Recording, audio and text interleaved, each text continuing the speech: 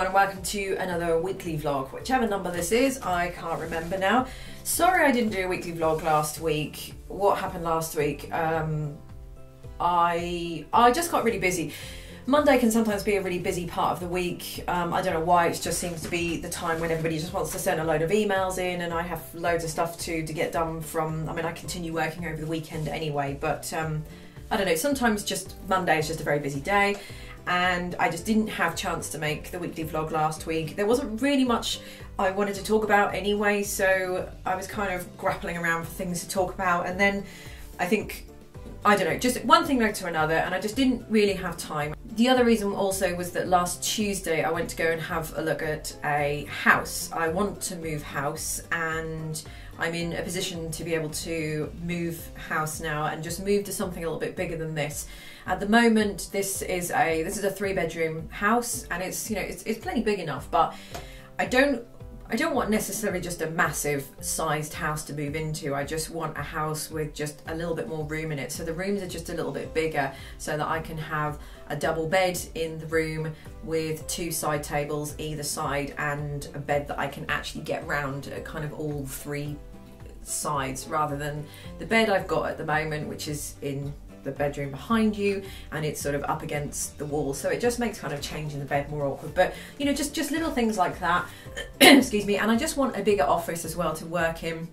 This office is fine, it works for me. I don't do any teaching at home now, so you know, as far as students coming in, it's fine, but you know, sometimes it just gets a little bit turned around, so I can't always make videos against a white background or a decent backdrop, and you know, just all those things. I just want a room in a house. In my head, I want a room in a house that I've got my office area here with my desk, that I can film in a position like this, with this being my backdrop, and I've got access to my computer, my piano, and then, you know, perhaps a big wall that has whatever backdrop it has at the time on it, and my camera and my ring light, which is there, just there already, so I don't actually have to do anything. I can just kind of stand behind the camera, press record, and off I go.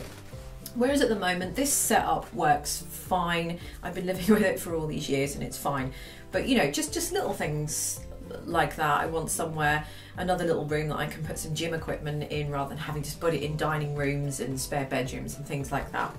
So yeah, last Tuesday we went to go and have a look around a house, and it all looked really nice. It was way overpriced. I mean, it was ridiculously overpriced. It was up for, well, obviously for those of you in America, this probably won't really make much sense. So bear in mind that the prices, house prices in the UK are going to be very different to what they are in America. So it's, you know, very difficult to judge. But in the UK, I live in Norfolk, as most of you know anyway, and the house I was looking at was up for $425,000, which is ridiculous. I wasn't anywhere near going to make an offer of that. And looking around in the area, sort of a couple of miles away, you could get 4 bedrooms. So this was a 3-bedroom house I was looking at. You can get 4-bedroom houses for $375. So this was way overpriced. It was a new build, but it was a private new build. So a builder had found a plot of land. I've got a hair on, like probably a Billy Bob hair or something on my lip. Anyway, a builder had found a plot of land and just put 2 houses on there. But it's like, when we got there, it was like, I mean, the house was nice. I mean, you know, the house is what it is. The houses in the UK are very different looking to houses in America. I like houses in America, and I know you can get a lot more for your money over there, and you know, whatever. We liked the look at the house, and the back of the house was really nice, but there were just sort of, I felt there were just too many compromises. You know, like the master bedroom, I had to choose between having, I want a bigger bed, so I had to choose between having a bed with 2 side tables, or bringing my wardrobe, or my dressing table with all my makeup on. So I can have one of those 3 things. Like, I don't want to move into a house, pay a bucket load of money to move into a nice house, and then I'm having to choose between having my bed, a wardrobe, and a dressing room in the master bedroom, or in my bedroom. No, it's not going to happen. So that kind of put me off. Wooden windows. Oh, I've got wooden windows in this house, and they're just a pain in the arse, because you're going to keep painting them all the time because wood rots. And you know, again, I don't want to move into a nice house and have to paint the bloody windows every 5 minutes. And just other things. It was like the builder hadn't really thought about where things were going to go logistically. So in the living room, when you walked in, for example, you had some, I don't know really what you call them, but the French doors that go the entire length of the living room. So that looked really nice. But then on the right hand wall would be where you'd put the TV. So if you had the sofa on the back wall facing the garden and the French, opening up the French doors, looking out to the garden, very nice. But then you're having to crane your head round 45 degrees to the right to watch the telly, or you stick the sofa in the middle of the room facing the telly, because you couldn't have it back against the back wall because it was too, so it just seemed sort of, it just seemed like logistically the builder hadn't quite thought about where people were going to put TVs and things like that. That, you know, the house looked really nice, but just little things like that, logistically, what are you going to do when you move in? Other than that, really, I've just been getting on with my usual work. I had a lot of patron stuff, had a lot of patron requests, sorry, come in last week. It was the beginning of the month. I must apologise to any of you who are a patron of mine. I don't know what was going on last week with Patreon, but they didn't actually finish processing payments until something like the 5th or 6th of February. So everybody gets charged on the 1st of the month, and that's when the payments start going through, and usually that maybe takes sort of a day or two for all the cards to be processed, not just for my patrons but for everybody's patrons. So that's literally thousands and thousands of patrons that pledge to creators on Patreon collectively. So I don't know what was going on with the payment system, but obviously that causes a delay for me, because until I've received payment from everybody, I can't release anybody's requests and things like that. So that puts things back for me. So then I was starting to get a load of requests in, and when I get requests for me to arrange sheet music into easy versions of violin, piano, whatever it is that people have requested, I like to try and keep on top of them. So I always get an influx of that at the beginning of the month, because everybody's, they know they've been charged and it's time for them to send a request. And as a result of that, I get a bit of an influx in, and I like to sort of, have no more than 4 going at any one time before I try and get them down and get rid of them. Otherwise 4 turns into 6, 6 turns into 8, and before you know it, that's a lot of arranging to do, and that takes, they're quite time consuming to do. But I like doing them, but I just have to try and keep on top of it and stuff. And speaking of that, I'm trying to keep on top of my videoing schedule as well. So this is how organised I like to be. So I have a chart for my patrons where I put down who it is, what it is they've requested, and then I tick them off, and whether it's for violin or piano down here. So I'm always keeping this up to date, otherwise I wouldn't know what I'm doing. And then I just sort of I print out about 6 months worth, and so this is my patron sheet, and this goes absolutely everywhere with me, and I'm all up to date with my patron stuff, so that's really good. And then I bought one of these calendars, or well, they're not really a calendar, I suppose they're like a planner.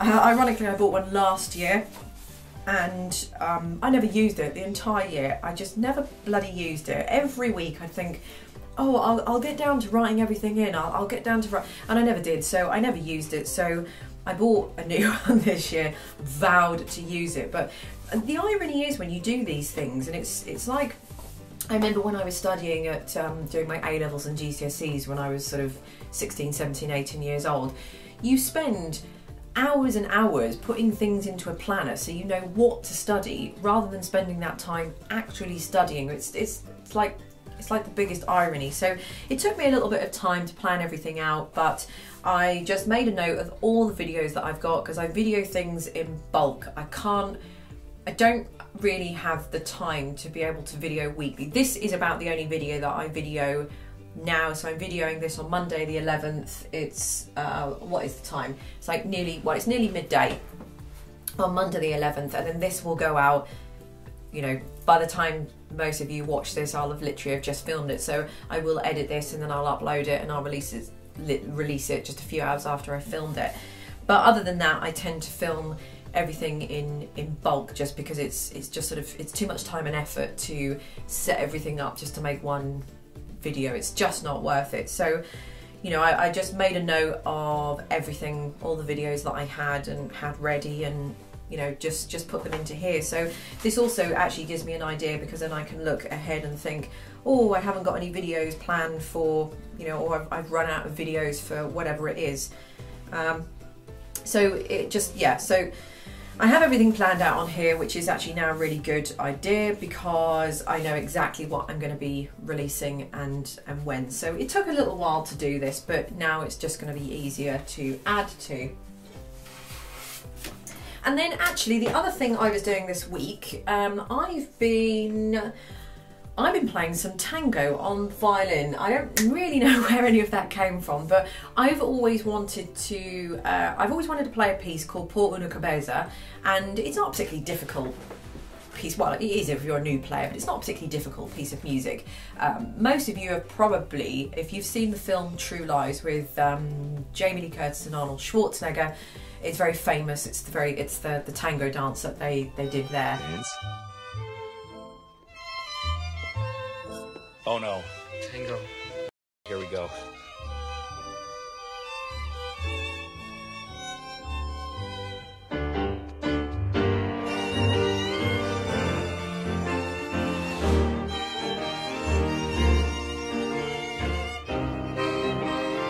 Barry, Ellen, guys, come on now, let's not get distracted. We got some work to do.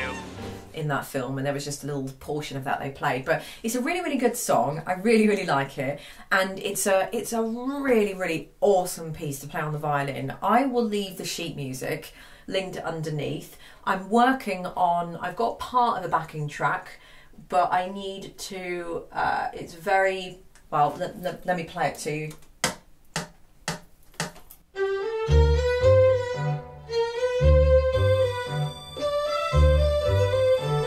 It's very kind of MIDI sounding at the moment. I think the violins playing are real violins. The accordion and the piano string section, they are just, I would say they are just MIDI. But it's played in da da da da da da da da da da. You wouldn't actually play it like that. So they're played very strict in time. So there's a little bit of fudging that I need to do with that. So when that backing track is ready and the performance is ready, I will have it all on Patreon whenever that will be. But it's so much fun playing tango.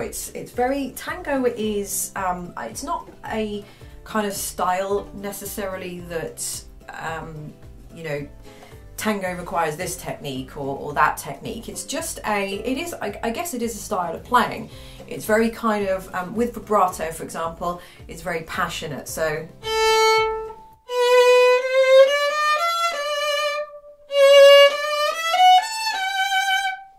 you want a lot of vibrato, and it's choosing when to do the vibrato. So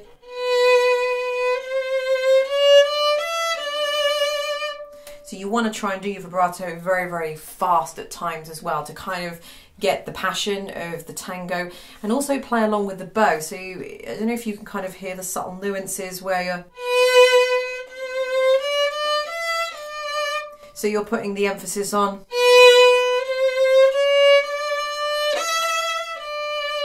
So obviously that's slowed down a little bit and exaggerated, but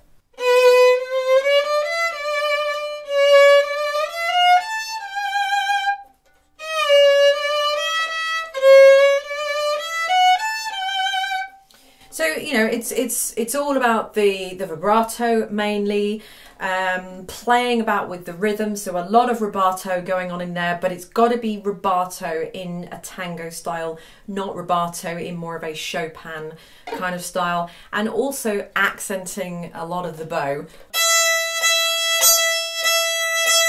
So there's a lot to do with that as well, and how you're doing that is just with the index finger. So the index finger puts the pressure on that. So you're putting a lot of pressure on the bow immediately and then kind of lightening up. So again, that's another little exaggeration as well, and kind of whipping the bow quite fast. Rather than... So it's not really quite shortening the bow, but you know, just, I don't know, I just wanted to very quickly talk about that. So I've just had fun doing that. So I'll leave the sheet music linked underneath and you can have a go at. There won't be a backing track. Maybe you can find one, but as soon as I've got the backing track ready, I'll put it on my Patreon page. But yeah, it's, if you like that kind of style of playing, or if you like tango music anyway, well, who doesn't? But it's very violinistic. It's like somebody made up tango music for the violin, or a violinist made up tango. It's really good. It's all of the fun elements of the violin all put together in one kind of genre. So just have a go at playing it, but try and, you know, just think of the rows in the teeth, and you know what I mean when I say tango. Just think of those, capture those images, and heavy vibrato, very fast and short vibrato, accenting that bow and sort of pushing and pulling the rhythm, but again, not sort of in a Chopin way. Anyway, I thought I would just play you out with a little bit of Porno Cabeza, and I will admit now that it's a little bit rough around the edges. I've not been playing this very long. It's not a particularly tricky piece, but to get it right is actually quite difficult. So I would want to spend a little bit more time working on this. And I just want to figure out some of the fingering as well, because it's not quite as straightforward as just playing it all in first position. It's a lot of it is sliding purposefully into positions, so you get that slide reminiscent, or like, almost like a portamento slide reminiscent of a tango. So I'm still working on all of that. So this isn't going to be a perfect performance by any means, and there will be mistakes in here, so that I can absolutely guarantee you. But just think of this as a work in progress, and we all go through the same thing. I'm going to stand up for this, so thank you very much for watching, and I will see you in next week's weekly video. And here is a little bit of Porno Cabeza up to, I think, about the key change, because I haven't worked out what I'm going to do finger wise and everything after the key change. So I'll see you all next week. Bye.